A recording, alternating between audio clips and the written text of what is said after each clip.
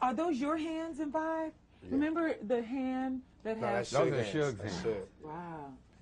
Yeah, that one. I present and... All right, great. Good. Yeah, congratulations on the nomination. Thank you. That means a lot. Your life has changed dramatically in the last 3 years, and then particularly in these last 3 months. No doubt. Okay? Not lying. It has been a big difference. What's it mean to you, especially these last 2-3 months of your life? It is a good reward for the patients of being in a maximum security penitentiary. You know, all the times when I could have acted up, or all the times when I could have went one way and I was like, I know this ain't forever. I'm going to just ride this out, and I know it's going to be my time again. And now it is my time again, and I appreciate everybody that wrote me letters, telling me to be patient and wait, everybody that, you know, helped me to see that, you know, as long as you got your faith, you know, you can ride anything. There's nothing too scary where I'm going to just give up, you know what I mean? I've seen hell and everything after it, so. It's been some very interesting articles out recently. This man here is responsible, Papa G, getting a lot of press out about you all. Let me ask a comment about one of the things that I read. Certainly you're here at the family now. You all call this a family. What's it mean for you to be here with Death Row? It means that I have to give my 110% so that all the rappers under me can give their 110%, so that everybody else, all the peer rappers like the Dog Pound and Snoop, to give their 110%. Should give his 110%.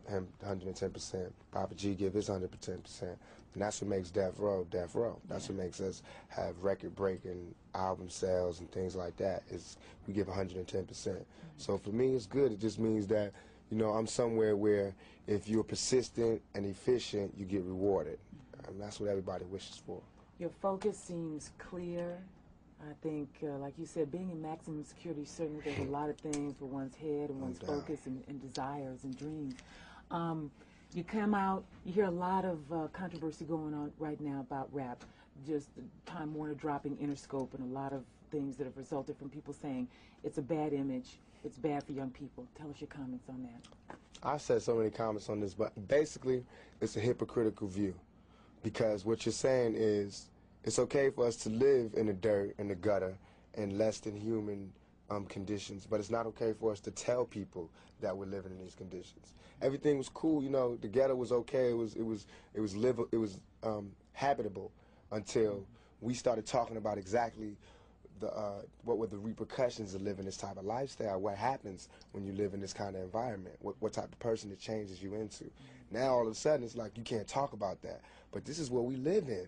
We don't have a choice. You know what I mean? It's either we really kill people, do dope, sell dope, and have murders and do all this crazy stuff, or we talk about the fact that we got so close, man. If it wasn't for this rap thing, we would really have to do A, B, and C.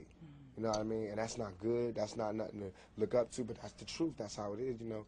Every human being inside your chest or your stomach or whatever, we all given from God the survival instinct. And everybody has to live. Self-determination. You have to live. You have to be able to live and survive and live like a human being, not like an animal. So whatever it takes to live like that is what happens, whatever it takes. If you put Bob Dole in those conditions, he would do the same thing. So would C. Dolores Tucker. If she wasn't so rich, she didn't have the pearls, and she didn't have the NAACP backing her up, and all these conventions and coalitions backing up, and she was by herself, and she was on welfare, she would love our music, because she would know what this music breeds. She would know where we from, what we talking about.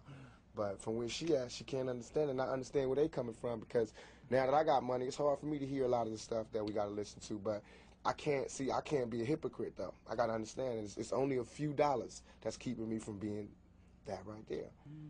Image is everything. Papa G is taking good care of you guys, you know.